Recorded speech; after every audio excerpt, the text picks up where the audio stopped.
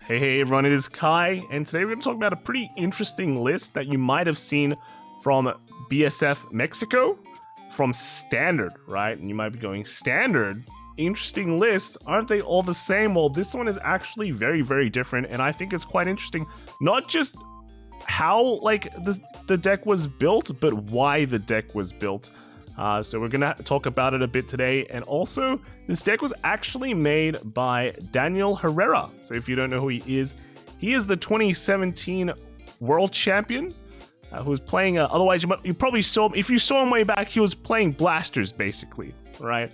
And he actually built this deck, and he reached out to me, and we had a great chat about it. So I'll put some of the chat at the end of after this quick discussion on the story in the deck. He is also the self-proclaimed sexiest champion. So, congrats there. But also, it is actually, according to the book, it is his birthday today. So, happy birthday, buddy. I hope you have a great day. And yeah, this is kind of like maybe a birthday present. So, in the comments as well, just wish him a happy birthday. Good times, good times.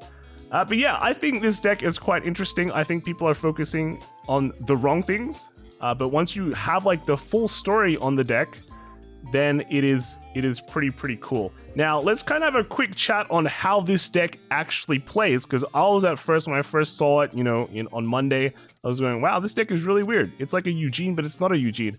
It's what's the gimmick? What is the gimmick behind this deck? And the gimmick is that there is no gimmick. This is actually the most honest deck you'll probably ever face at all, because yeah, the gimmick is that there's no gimmick, right? What you see is what you get. Let's kind of just get started. What do you do in this deck? What you do is you be aggressive and just ride up and hit magic numbers. And that is basically it. Isn't that crazy? Isn't that crazy? Your ride line, your Bav Sagra ride line part, this gets you a shield. What does the shield do? It lets you discard it to ride the next grade. It's just that simple. And then the Eugene part just soul charges a bit more. Eugene, you get to maybe tap 2 and retire something to get a 23k beater, which is a good number.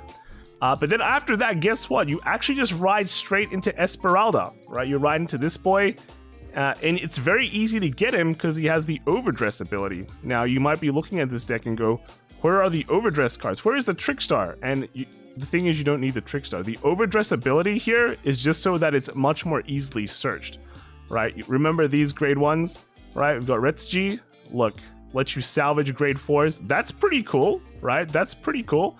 Let you get Esmeraldas when they die, right?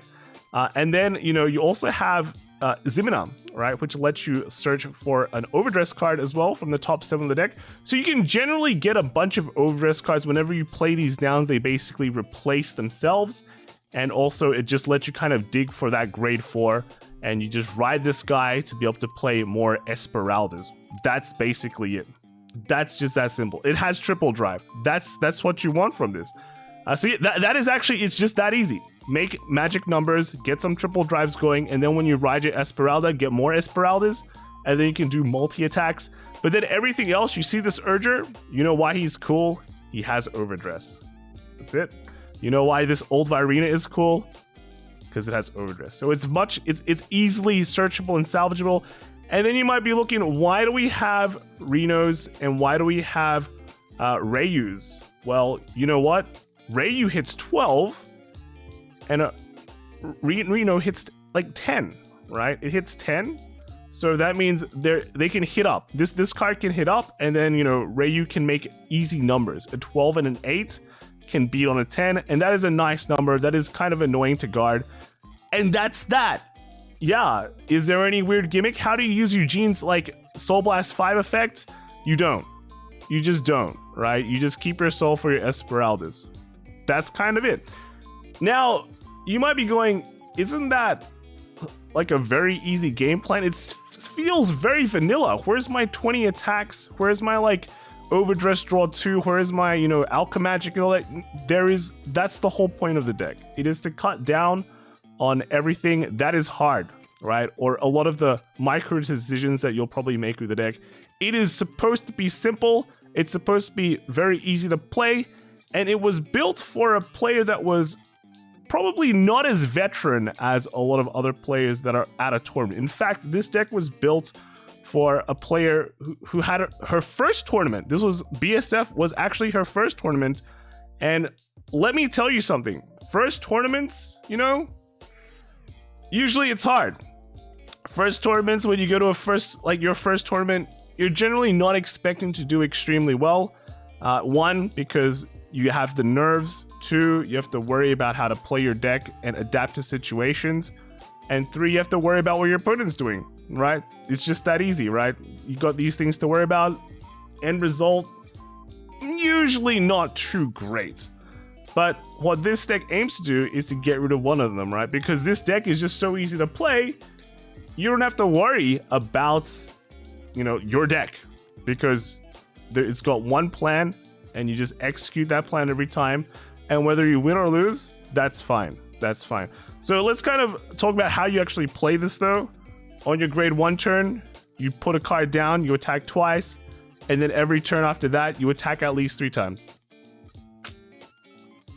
Hey, it doesn't get easier than that, right? It doesn't get easier than that. So now that you know how to play the deck and how easy it is, right? Let's kind of talk about the story behind why this deck was actually made. Now, Daniel's team, you know, 3 players in a team. You had Daniel, yet another player that was also kind of very seasoned, right? You know, went to Worlds and all that, you know, has that experience. But their last player, this was actually her first tournament or first big tournament, right, that she joined. And, you know, to be honest, they didn't have a lot of playtesting, right? They didn't have a lot of playtesting time. BSF is coming. And sure, you can tell a player, hey, these are the combos, memorize it, follow it, but they'll lack the experience when it comes to specific situations, right? Where you have to make those decisions where, you know, it's not textbook anymore. And in standard, those kind of determine whether you win or lose. Those decisions can basically determine whether you win or lose, right? They have a big impact on the game, among other things, right? And they just don't have the time for it to like kind of, you know, build that experience. And, you know, you still have to play other people and, you know, just adapt on the day as well. If it's your first tournament, usually you have those nerves, right? You have the tournament nerves. A lot of things can come into play. And what Daniel did was he realized, hey, how can we simplify the deck, right? How can we take out things like resource management? Like if you look at this deck, you know, again, not much resource management. The only thing you have to worry about is just your soul with Esmeralda. That's basically it, right? And just make it so, you know, you can just focus on basically the basics, right? The basics of Vanguard, you know, attack, hit numbers, rinse and repeat. And then this basically frees you up for a lot of other things at the tournament. And keep in mind, this is a real life tournament, right? It's not online tournament anymore. You're not comfy. You don't get to stay comfy. You don't get to play from home. You have to go to somewhere else that might not be comfy, in a room full of other people as well, and then get distracted by a lot of things. That can all happen. So they built this deck, and it turns out this deck was actually not bad, right? It was actually not bad. It will randomly get wins. People will see the deck and go, what is this deck? It's Bav Saga, but then it became Eugene, and then what's going on? It has the unexpected factor, and all you have to do is just focus on the basics of Vanguard and just execute that simple strategy and try and get as many wins as you can. Let's kind of talk about teams, right? So I think a lot of people don't realize or don't really care much about teams. In the West, a lot of people, you know, just go, it's teams, whatever, right? I know in the West, in the East, I mean, in Japan especially, they love teams. So there's a bunch of different theories. But one thing you have to realize that with teams, right, you basically usually have, you know, you have to win 2 out of 3 games. That's it. You have to win at least 2 out of 3 games. And in that case, you want to put like your best players on the best decks that can perform the best. And usually the third player is on this other deck that isn't the best. Because it's rare that you have a format where you have 3 really strong decks that can generally are similar in power level that can beat each other. Usually it's like either one player with the broken deck beating up everyone, or like 2 players with like 2 super good decks, and then the other players playing like a slightly lower tier deck. But what you're doing is you just need to win 2 out of the 3, right? And I think in the tournament, I was told in the tournament, it did come down to her game a few times, right? Especially the most important one was the top 8 match. where she was the deciding game, and she won that. So they made it past top 8 and ended up in the finals, right? So that's that's a good plus. It's very important. Just you got to win the ones that you can win, right? Win the important ones at least. In terms of how the deck went the whole day, and I think people have been, talking about it, is that this deck actually went 4-4. So 4 wins and 4 losses. Now, for a rookie player, I think that's a great result, right? I wouldn't expect, if they went like undefeated or something like that, hey, that's great. But, realistically speaking, probably won't happen. It probably won't happen. Being able to do at least decently okay in your first tournament, hey, I'd say that's a plus. And I think for a lot of people who, just maybe aren't confident with whatever deck they're playing, or they're going to their first tournament as well, and maybe they just don't want to worry about a portion of that, especially a real life tournament. Remember, we've had a lot of BROs in the past 2 years, and a lot of people are still getting used to just getting into a real life tournament. You could definitely give something like this a try. I think it's a crazy cool solution. Let's not worry about one part of that tournament nerves, which is your deck, because it's so simple, and just focus on, playing the other parts of the game, right? Which is, looking at your opponent, looking at the field, seeing what they're having troubles with, all the other stuff. I think that's pretty cool. Keep in mind, 3 of these losses were against Seraph Snow, which is actually this deck's worst matchup. And I think the last loss was against a Magnolia, which again, once you go off with Magnolia, you just win, right? And although this deck does have these glaring weak matchups, in a way, when you're in a team tournament, you can basically go, hey, let's not worry about them. It's a 1 in 3, so if you don't hit it, then it's fine. And if you're facing like the Magnolia, then the other players aren't playing against the Magnolia, so they should technically have an easier time.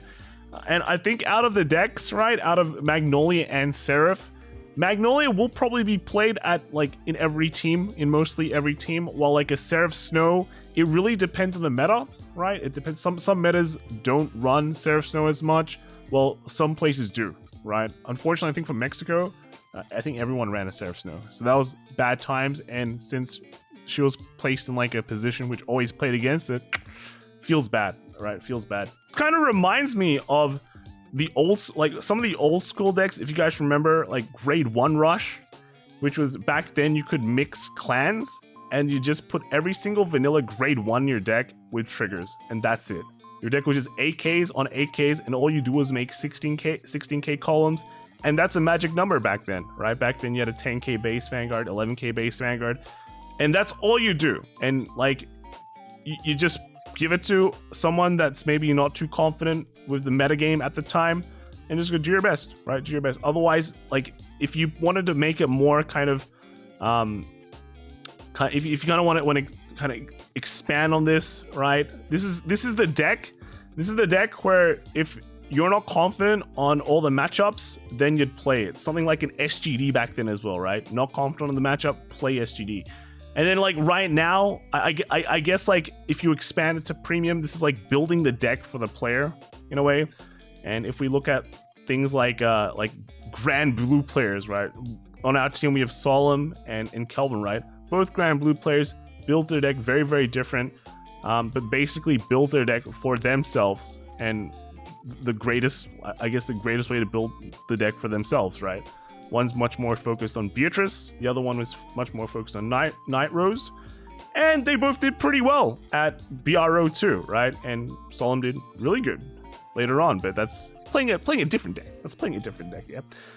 But that's what I think. I think it's crazy cool that they were able to come up with a solution. And if you actually want to try this deck out, it surprisingly gets a decent amount of hand just because everything is so efficient. I did play some games against this deck. Seraph Snow is actually this deck's worst matchup, I think, because basically Seraph can kind of just farm you and then like get to a point where they're unbeatable. Magnolia is slightly hard too, because Magnolia, once they start snowballing, they're drawing a billion cards, they're just winning the game like that, right?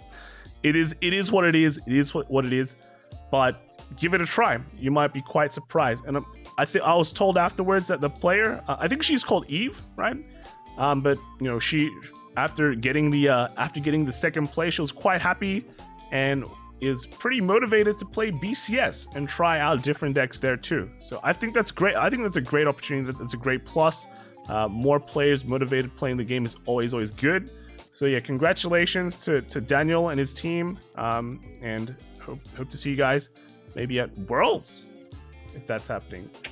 Yeah, Japan, let's go. Right, I'll kind of for me I'll put in the kind of mini interview I had with Daniel. Right, it was really cool, just talking ideas and just talking about the deck in general. So stick around for that, and then I guess I will see you guys like next time. Right. Enjoy. Is there a reason why it's Eugene other than, hey, it's Eugene? I think it hits 23 pretty easily as well, right?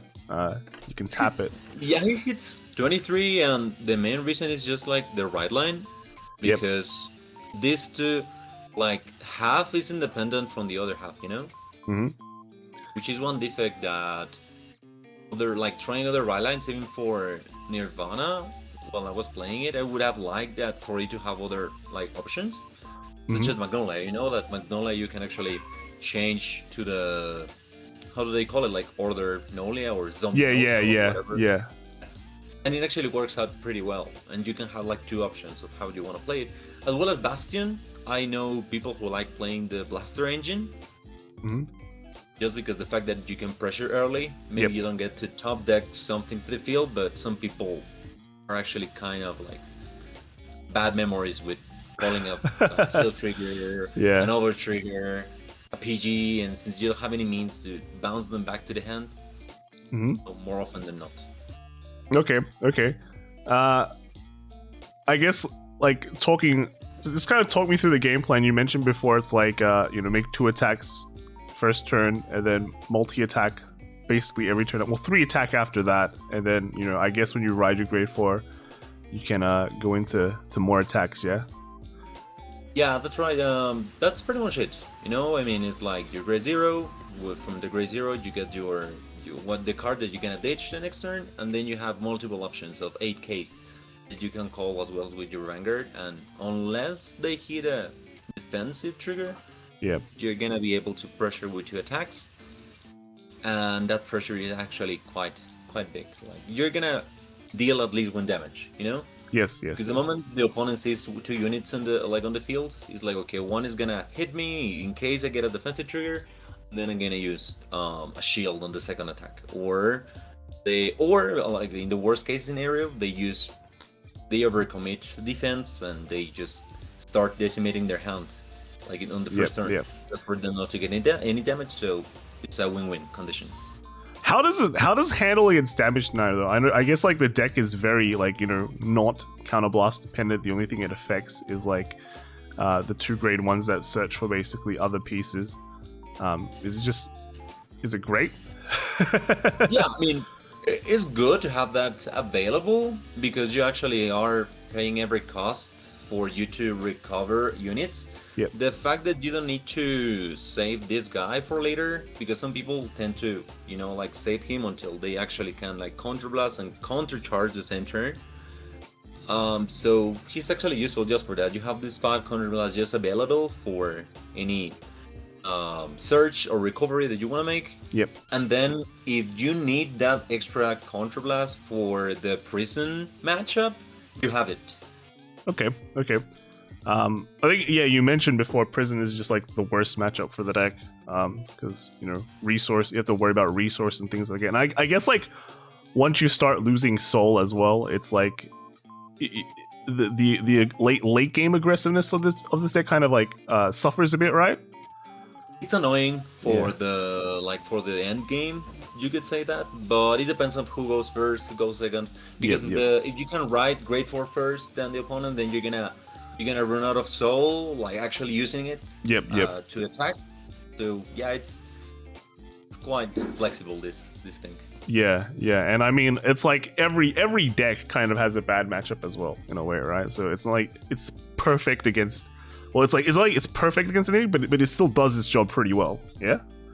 yeah, the idea is for it just to work. It doesn't matter what you have in front, you know. You have Barrow Magnus. Yes, it's gonna eat all your field. However, you can recover a new field, or you can like summon new units and then continue pressuring. And actually, it's actually nice against Barrow, because Barrow Magnus doesn't like you to be like to pressure him too often in the early turns, because he needs to start dishing combo pieces.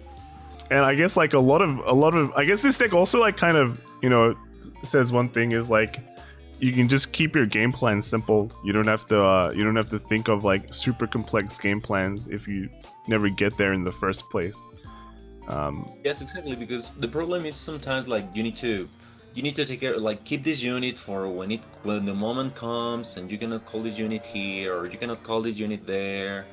Such as with Magnolia, you know that there are the back row units, the front row units that you need that need to exist over there, and resources that you need to save for key elements and key points. I think that, as well as not as difficult as it may seem, the fact that when you're not experienced enough, not only with your deck but also during the matchups or in the game itself, it comes with a burden, which is, okay, my game plan tells me that I need to, I don't know, like my game plan tells me that I need to make 4 attacks with Magnolia right now.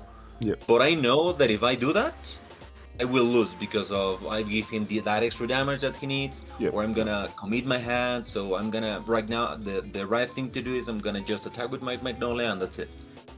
Just to put an example, you know? Yeah, like there's a lot of micro decisions in Standard that can really decide games. And as the Magnolia player in the team as well, you're kind of you're basically the anchor for the team. You're expected to go like X0 in a way, you know. So for a rookie player, even though Magnolia can be described as like a more like straightforward deck, you still have a lot of that pressure as well. And in a way, like this deck, the Dragon Empire deck, kind of just takes away from that pressure a bit, because you know your game plan, right? There's a linear game plan. There's less micro decisions to make, and in terms of what you're trying to do, is you're just trying to get as many wins as possible, right? Yes, exactly, and it actually gives you the tools for you to keep doing it. You know, it's not like you need to break your head and how am I gonna get this card from point A to point B? Because for many other decks, it's like going from the deck to the soul, from the soul to the drop, from the drop. You know, like all like this sequencing, right? basically. Yeah, and I mean the ride line solves a lot of issues. You know, you get your 1 to 3 pretty straightforward. How do you get your 4? Well, you have cards that search the 4, so that's already sorted out, right? And they just naturally hit numbers at certain points. So it just works, right? That's the easiest way to describe it. Yeah. Yes, that's what you want to get. Like anything you want to, the first thing you want your deck to do is to work. Yeah, and that's it. I think this is also a lot of it comes down to, you know, building the deck for the player versus you know, not just getting in the list. You know, this is the Bastion list. Let's just use this. Let's go right. And this kind of it kind of goes it's not just for Standard as well. Like Standard is like the epitome of like, you know, kind of like a more simplified format. When we think of something like V and Premium, this can be taken like other ways, right? It can be taken other ways. Like how does like 2 players who play the same clan build their decks totally differently, you know? And it really comes down to like the player and how they want to interface with the deck in a way. That's how I feel. And this is yeah, this is basically like the starting point, because it's just Standard, right? And a lot of new players will come in, and this will be their first tournament. I understand, like the player involved was the first tournament, yeah, for them. Tournament, and not only that, like it was her first tournament. I'm not gonna say ever, but like from this kind of like real person sitting in front of the other person, like to looking at each other's hands and to try to pay attention of what they are doing. Also, this helps a lot with attention span, you know, because you don't need to be worrying about what your next combo, next play is gonna be, or how you're gonna counter some things. Then you can just close your hand, put it on the table, and pay attention to what your opponent is doing. True. Like, you already know what your play is, right? You see your hand. It's very simple. Like, it's going to be this next turn. And then whatever I draw. So what is my opponent doing? What are they struggling? What are they struggling about? Yeah, what are they grimacing?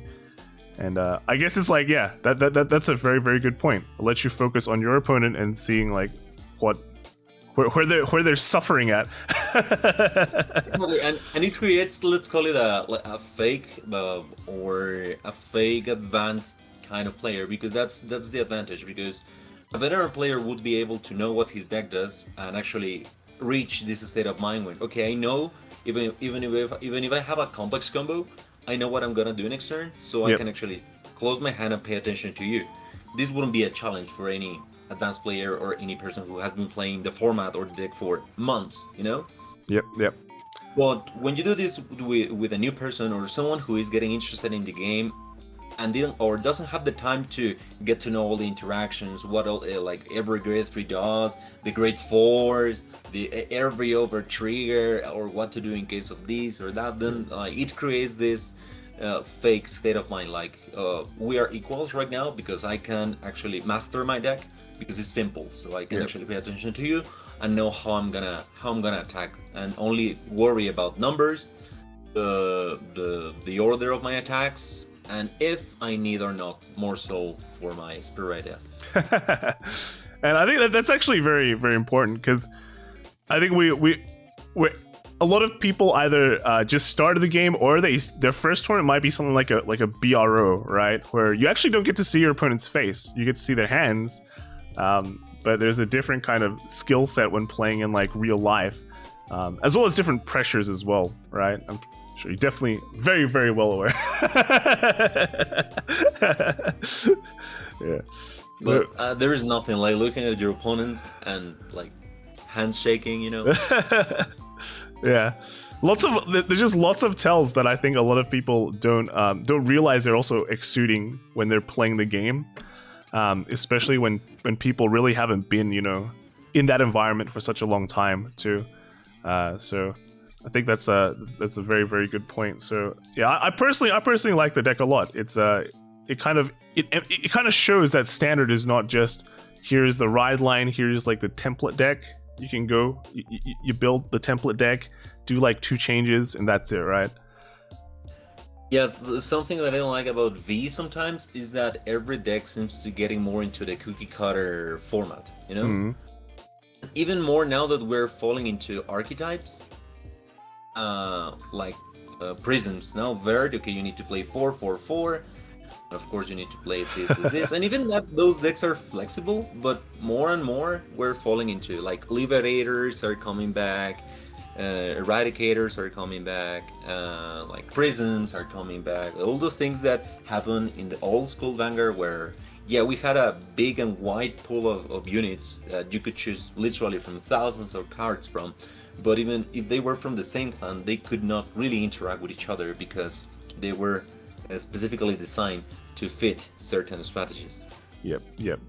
So I think having like a dash of creativity in Standard is definitely eye-opening, and yeah, you know, in terms of playing the Eugene as well as the grade 3 in the ride line, you know, it raises eyebrow. I think another variant that I thought about was playing Nehalem and Overlord, because you would get the same, like Nehalem Overlord, however, is one soul less, you know, you're getting one extra card, but you're getting one soul less. True, that's true.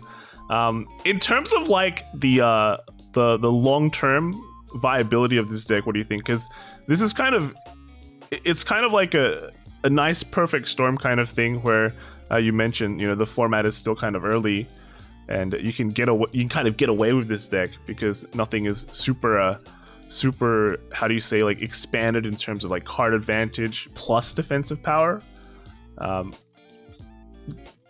What do you think? The deck can only grow better if they give us a better ride line where you can get advantage out of the other units. Yep. And the fact that it is open for you to play any overdressed card, and there will come more overdressed cards, it's actually quite interesting. because the grade 1 that you can, like the 10k beater that is just a grade 1. Right now there's another viable option that is the grade 1 that gets 10k shield, like later on in the turns, depending on how many cards there are in the drop zone of the opponent. That's like one example. Or if they give us a better beater, or if they give us another overdress unit that doesn't need to go on top of Trickstar. Like all these factors make the give the deck new life and chances to grow. Yeah. Who knows? Maybe a grade 4 for Ojin would be nice. It's funny, like more overdress cards means like is a plus, even though you don't overdress, right? You just have more options. That's a funny way to look at it.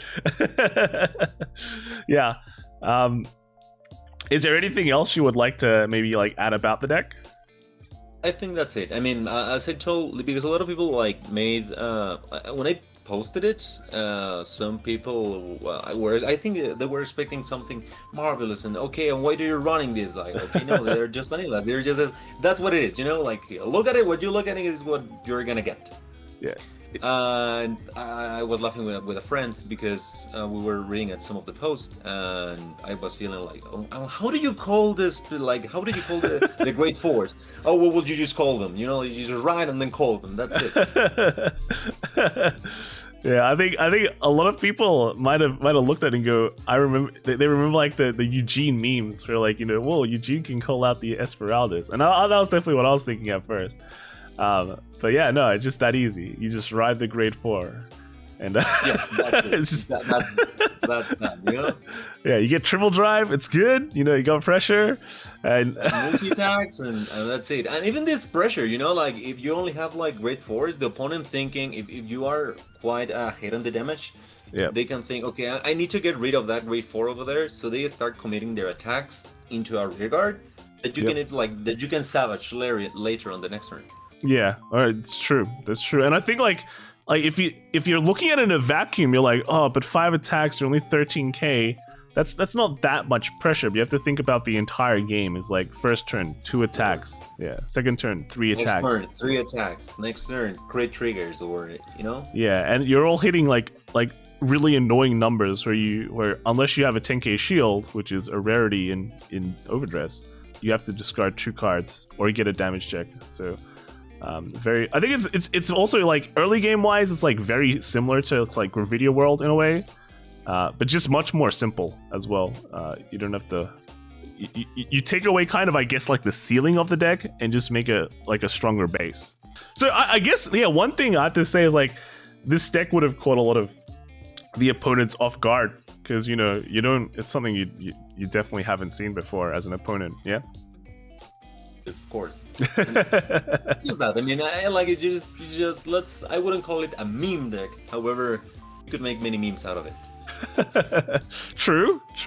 Yeah, but it's like, in a way, like when they first see the Bav, they'll be like, okay, this is a Bav deck. But then when they see the grade 2, they're like, what do I do? Do I just attack face? And then suddenly like there's 3 attacks to your face. Like, oh, what do I discard to guard? Right, and it's not like BRO where it's open deck list or anything like that. It's it's what you see, right? It's what you see. Yeah, that's it. Yeah, and that's pretty much it. You know what's coming. I guess one thing is like for the Mexico tournament, BSF, was there any communication allowed? Because I know in Europe they allow a bit of it. I'm not sure about America. No communication. No communication with their teammates. Okay, all right. So that's also a pretty important thing. Because if you can communicate, different story, right? You can like kind of tell them like the specific plays, but when you can't, you have to rely 100% on yourself. So again, this will kind of help with that because decision making is done for you. a lot of it at least. Anything you want to say to the fans? Anything to the fan, like, would you mean like my fans? Yeah, you definitely have some fans out there. Former world champion. It's quite the same, like playing Vanguard. It's just so good to be back, and I'm not talking about like being like topping. I'm talking about actually playing big tournaments with people over there and being excited about this project. Right now, I'm excited about VM Premium. Oh yeah. just like 2 days ago, I didn't play premium. I wanted to play buy shirts. Oh, because yeah, because years ago before the pandemic, I bought some cards. I actually spent a quite amount of money because buy shirts is not cheap, right? Yeah. And I told to myself, I'm not wasting this money. You know, at least I wanna enter to one of these tournaments. Yeah. But now I'm excited. I'm excited about premium. I'm excited about V. I'm excited about all the team leagues and everything. Shop leagues, the bro, everything that is coming. So it's good. so good to be back and just I say hello to everybody and just keep looking for it and only that. Cool.